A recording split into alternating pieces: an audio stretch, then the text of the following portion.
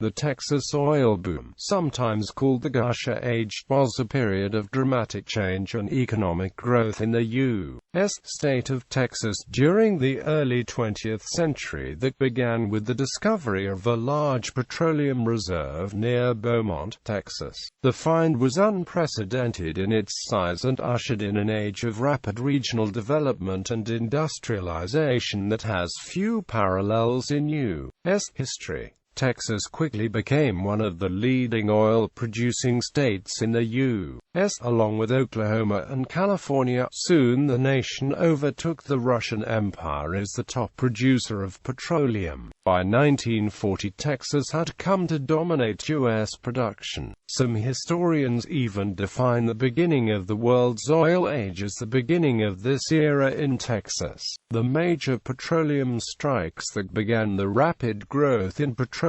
exploration and speculation occurred in southeast Texas, but soon reserves were found across Texas and wells were constructed in North Texas, East Texas, and the Permian Basin in West Texas. Although limited reserves of oil had been struck during the 19th century, the strike at Spindletop near Beaumont in 1901 gained national attention, spurring exploration and development that continued through the 1920s and beyond. Spindletop and the Joiner strike in East Texas, at the outset of the Great Depression, were the key strikes that launched this era of change in the state.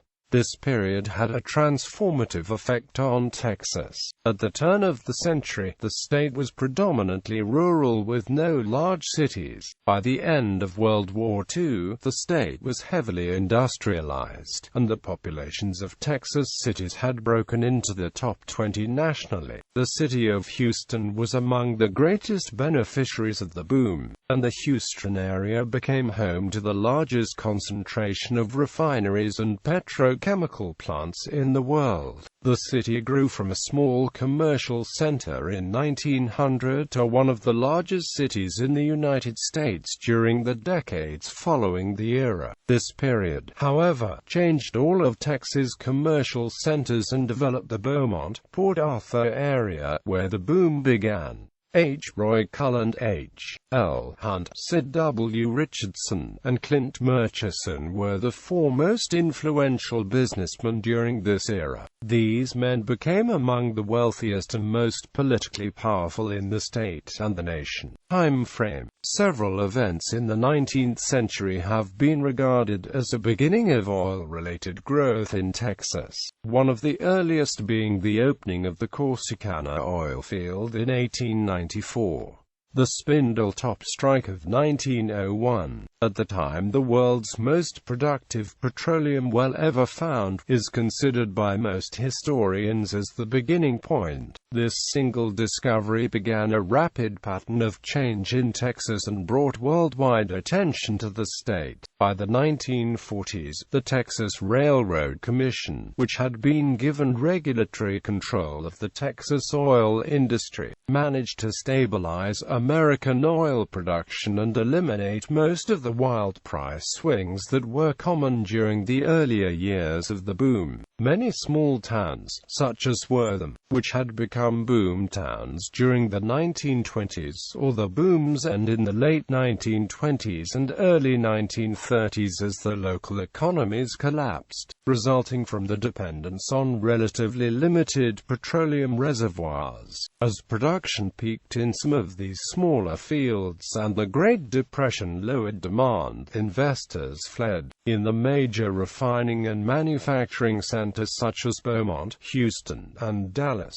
the boom continued to varying degrees until the end of World War II. By the end of the war, the economies of the major urban areas of the state had matured. Though Texas continued to prosper and grow, the extreme growth patterns and dramatic socio-economic economic changes of the earlier years largely subsided as the cities settled into more sustainable patterns of growth. Localized booms in West Texas and other areas, however, continued to transform some small communities during the post-war period. Background: post-Civil War Texas. Following the American Civil War, Texas's economy began to develop rapidly, centered heavily on cattle ranching and cotton farming, and later lumber. Galveston became the world's top cotton shipping port and Texas' largest commercial center. By 1890, however, Dallas had exceeded Galveston's population, and in the early 1900s the Port of Houston began to challenge Galveston's dominance.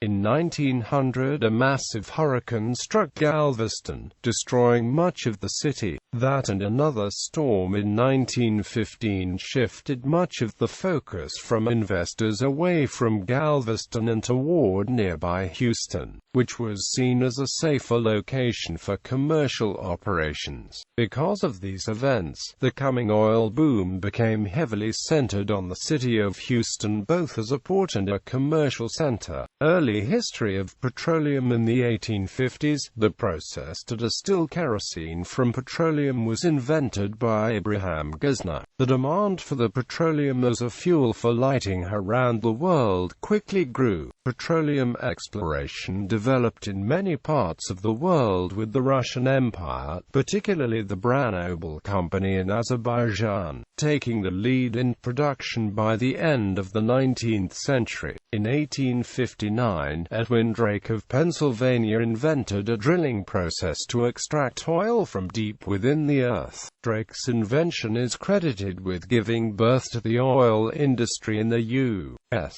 The first oil refiner in the United States opened in 1861 in western Pennsylvania, during the Pennsylvanian Oil Rush. Standard Oil, which had been founded by John D. Rockefeller in Ohio, became a multi-state trust and came to dominate the young petroleum industry in the U.S. Texans knew of the oil that lay beneath the ground in the state for decades, but this was often seen more as a problem than a benefit because it hindered the digging of water wells. Rancher William Thomas Waggoner, who later became an influential oil businessman in Fort Worth, struck oil while drilling for water in 1902. He was quoted as having said, "I wanted water, and they got me oil. I tell you I was mad clean through.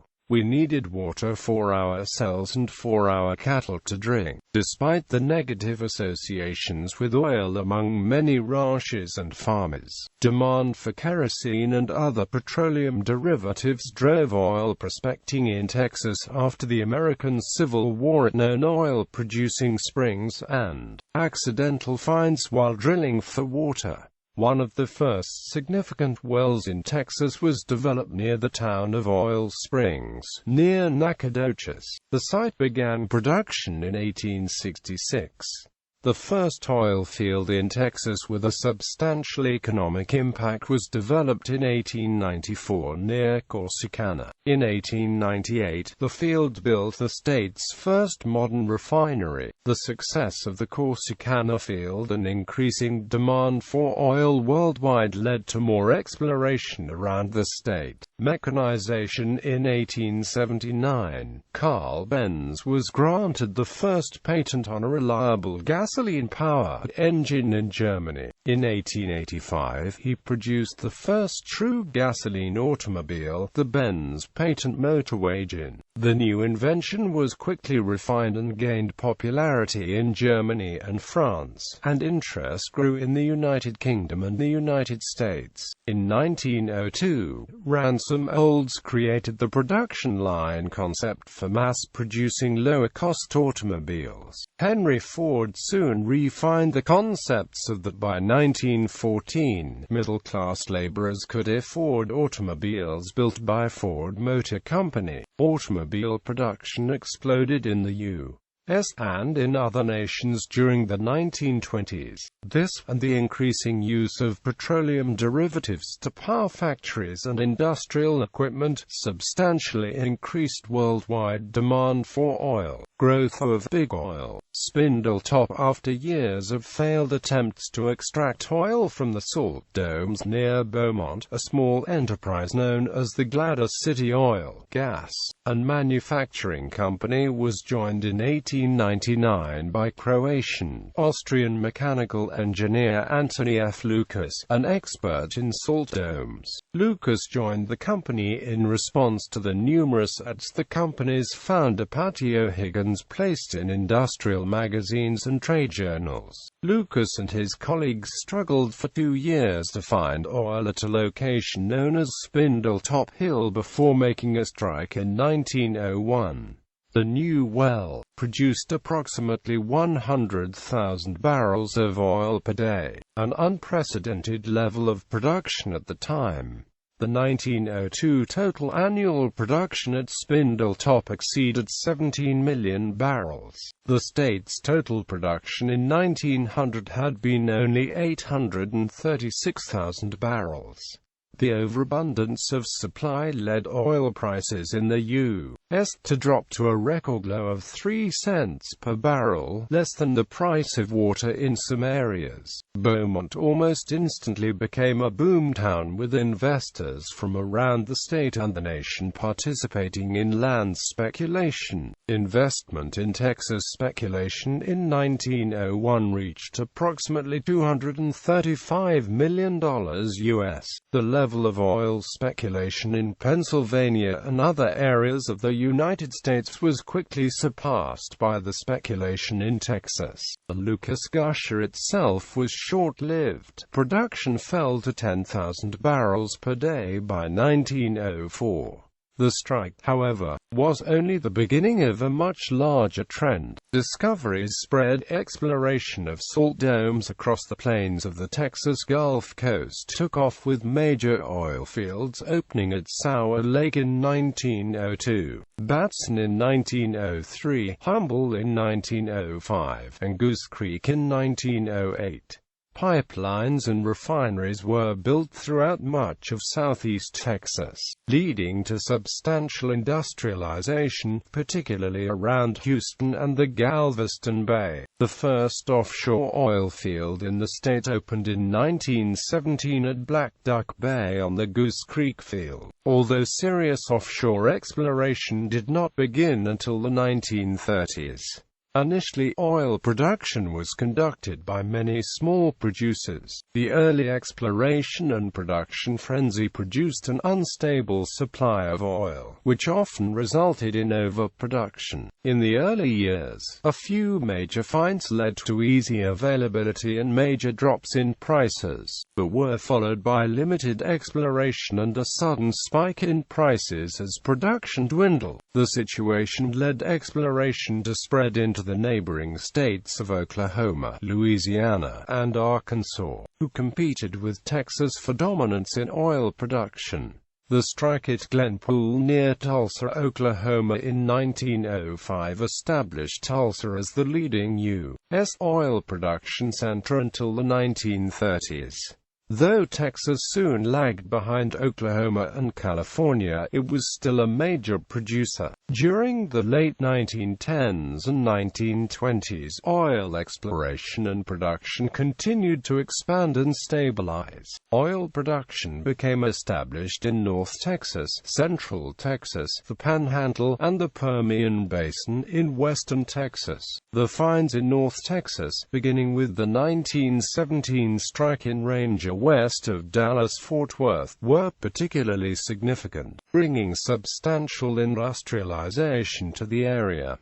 Texas soon became dominant as the nation's leading oil producer. By 1940, Texas production was twice that of California, the next largest U.S. producer. In 1930, Columbus Marion Joyner, a self-educated prospector, discovered the East Texas oil field, the largest oil discovery that had ever been made. Because East Texas had not been significantly explored for oil before then, numerous numerous independent prospectors, known as wildcatters, were able to purchase tracts of land to exploit the new field. This new oil field helped to revive Dallas's economy during the Great Depression, but sharply decreased interest in West Texas as the new supply led to another major drop in oil prices. The uncontrolled production in the eastern field destabilized the state's oil industry, which had been trying to control production levels to stabilize prices. Overproduction in East Texas was so great that then-Governor Ross Sterling attempted to shut down many of the wells. During one of the forced closures, he ordered the Texas National Guard to enforce the shutdown. These efforts at controlling production, intended to protect both the independent operators and the major producers, were largely unsuccessful at first and led to widespread oil smuggling. In the later 1930s,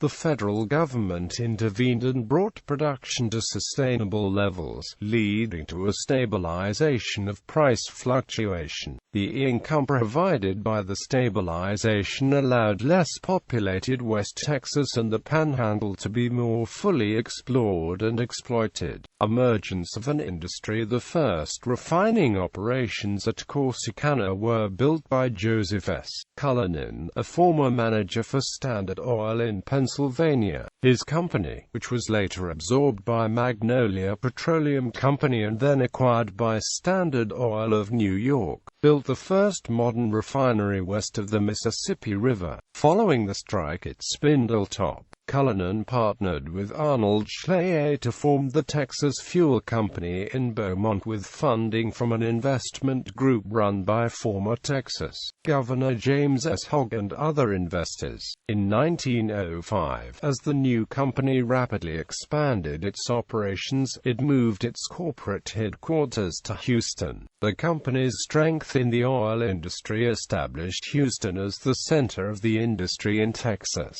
The company was later absorbed into the Texas Company and then renamed Texaco. The interests in the Lucas operation at Spindletop were purchased by J. M. Guffey and his associates, creating the Guffey Petroleum Company and Gulf Refining Company of Texas. These companies later became Gulf Oil Corporation, which in turn was bought by Chevron. Guffey's company became the largest oil producer in the state during the boom period. Standard Oil initially chose not to become directly involved in oil production in Texas, and instead formed Security Oil Company as a refining operation utilizing Guffey Gulf and Texas Company as suppliers. Following state lawsuits related to antitrust statutes, Security Oil was reorganized into Magnolia Petroleum Company in 1911. The same year, the Humble Oil Company was formed by Ross Sterling and Walter William Fondren in Humble, Texas.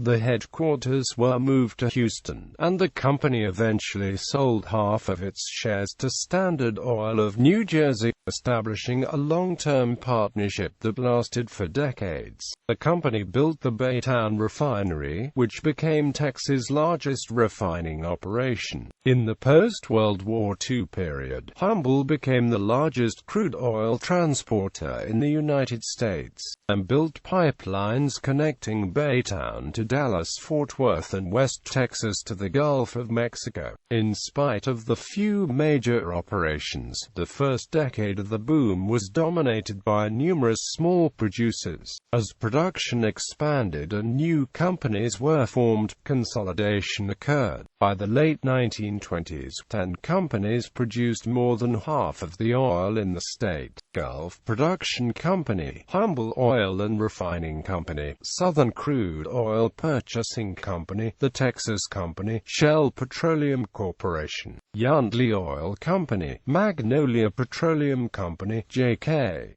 Hughes Oil Company, Pure Oil Company, and Mid-Kansas Oil and Gas Company. During the 1930s, a Dallas company known as the General American Finance System, struggling through the Great Depression, began to finance drilling operations in the state using oil reserves as collateral. This allowed Dallas to establish itself as the financing center for the oil industry. The Great American Finance System eventually reorganized itself as the General American Oil Company of Texas, which became an oil producer in its own right and, decades later, was purchased by Phillips Petroleum.